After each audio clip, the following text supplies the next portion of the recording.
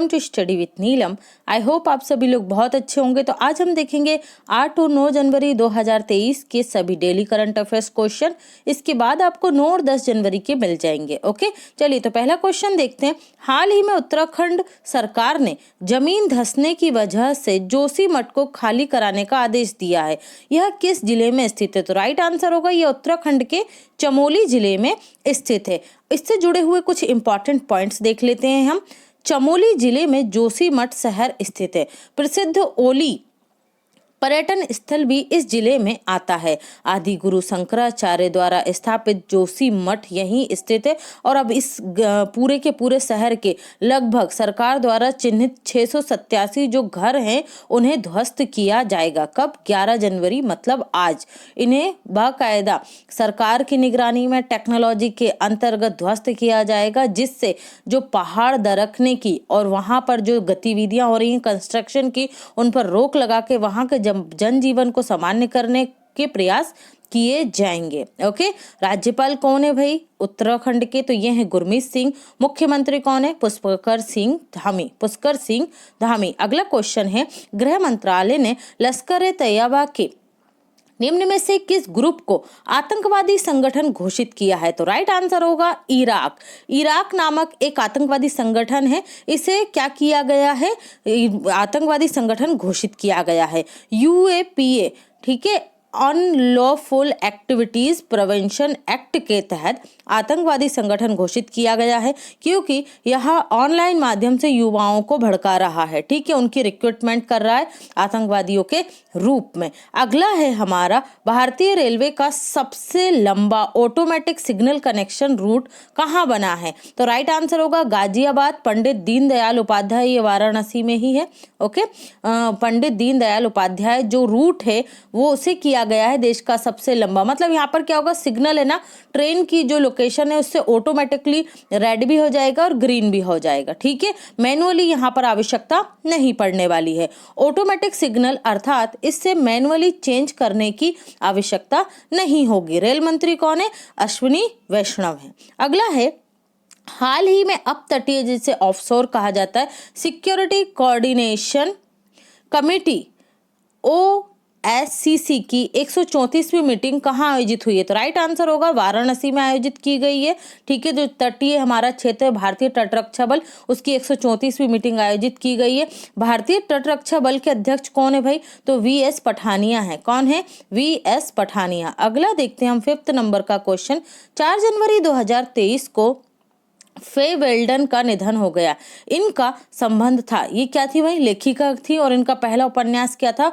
Fate women joke. Okay, बहुत प्रसिद्ध थे, इसलिए आप इन्हें याद रखेंगे। अगला है नंबर 6, हिमाचल प्रदेश विधानसभा के नए अध्यक्ष निम्न में से कौन चुने गए? तो कुलदीप सिंह पठानिया जो विधानसभा है हिमाचल प्रदेश की, उसके क्रम से देखे तो 16वें हैं और हाल ही में क्या चुना गया है? अध्यक्ष चुना गया है। राजधानी क्या है हिमाचल प्रदेश की? तो राजधानी शिमला है। राज्यपाल हैं राजेंद्र विश्वनाथ अर्लेकर और मुख्यमंत्री हैं सुखविंदर सिंह सुक्खू कांग्रेस से। नेक्स्ट है, हाल ही में किस संगठन ने भारत की पहली ग्रीन हाइड्रोजन मिश्रण परियोजना शुरू की है? तो राइट आंसर होगा NTPC। देखिए, NTPC भी जोशीमठ की वजह से भी चर्चा में है। वहां के जो आम लोग हैं और विपक्ष है वो इल्जाम लगा रहा है कि NTPC की योजनाओं के कारण ही जो ब्लास्ट किए गए उससे ये दरार वगैरह आ रही है। हालांकि NTPC और सरकार ने इससे इनकार किया है। ठीक है, पहली ग्रीन हाइड्रोजन मिशन परियोजना के अंतर्गत PNG pipe natural gas network विकसित किया जाएगा।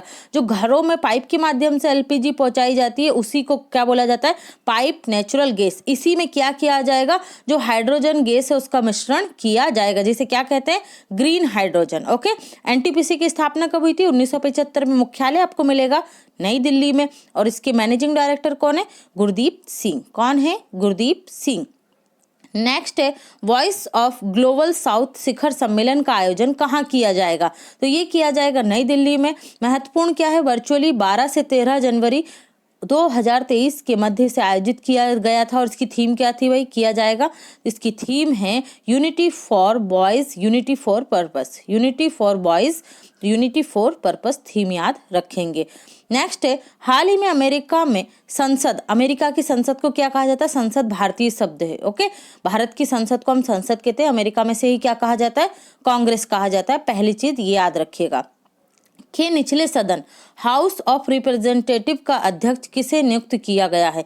निचले सदन को क्या बोलते हैं अमेरिका में, हाउस ऑफ रिप्रेजेंटेटिव। हमारे यहाँ क्या कहते हैं इसे, लोकसभा के अध्यक्ष कौन चुने गए हैं, जैसे हमारे यहाँ ओम बिरला है, ठीक है, तो यहाँ पर कौन बने, केविन मैकार्थी बने। किस पार्टी से, रिपब्लिकन पार्टी से। अमेरिकी संसद को कांग्रेस कहा जाता है, जिसके निम्न सदन को हाउस ऑफ रिप्रेजेंटेटिव और उच्च सदन को सीनेट कहते हैं, ठीक है। ये राज्यों का प्रतिनिधित्व करता है सीनेट।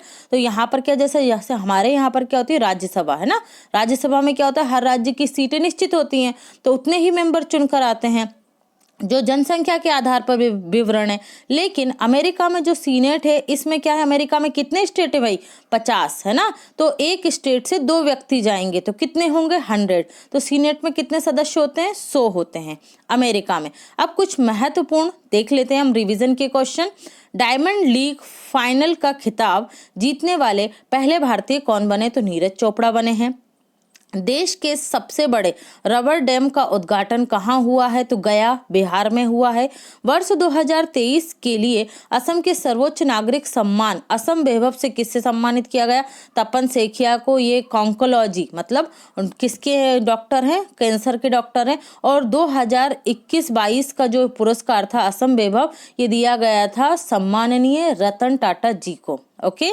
अगला है, United nation peace keeping mission के लिए आबीए उत्तर और दक्षिण कोरिया के बीच में ये क्षेत्र स्थित है। भारत की महिला शांति सेना को नियुक्त किया गया है। भारत सरकार ने कालाजार को खत्म करने के लिए किस वर्ष का लक्ष्य घोषित किया है, 2023 तक इसे खत्म कर लिया जाएगा। 79th ग्रैंड मास्टर कौन बने हैं, एम प्रणेश बने हैं। कहाँ से हैं ये, तमिलनाडु से हैं। मानव विकास सूचकांक 2021 में भारत का स्थान कौन सा है, 132वां है। राष्ट्रीय महिला आयोग की पहली महिला अध्यक्ष कौन थी, जिनका हाल ही में निधन हो गया, जयंती पटनायक थी। कौन थी, जयंती पटनायक। विश्व का पहला मधुमक्खियों का टीका है ना, टीके का प्रयोग अमेरिका में प्रारंभ हुआ। ये एक जीवाणु रोग है, अमेरिकन फुल ब्रूड, क्या बोलते हैं इसे, फुल ब्रूड, AFB। किस जीवाणु के लार्वा से होता है, तो ये पेनीबैसिलियस से होता है। पेनीबैसिलियस किसके लिए है, सबसे बड़ी याद रखिएगा, मधुमक्खियों के लिए पहले टीके का प्रयोग अमेरिका में किया जाएगा। ओके फ्रेंड्स, तो ये था आज का लेक्चर। आई होप आपको लेक्चर पसंद आया होगा। पसंद आता है तो वीडियो को ज़्यादा से ज़्यादा लाइक कीजिए, शेयर कीजिए। और अगर आप हमारे चैनल पर पहली बार आए तो फटाफट से स्टडी विथ नीलम चैनल को सब्सक्राइब कर लीजिए। इसके साथ ही आप PDF के लिए और डेली क्विज के लिए हमारे टेलीग्राम चैनल को ज्वाइन कर सकते हैं, जिसका लिंक आपको डिस्क्रिप्शन बॉक्स में मिल जाएगा। Thanks for watching.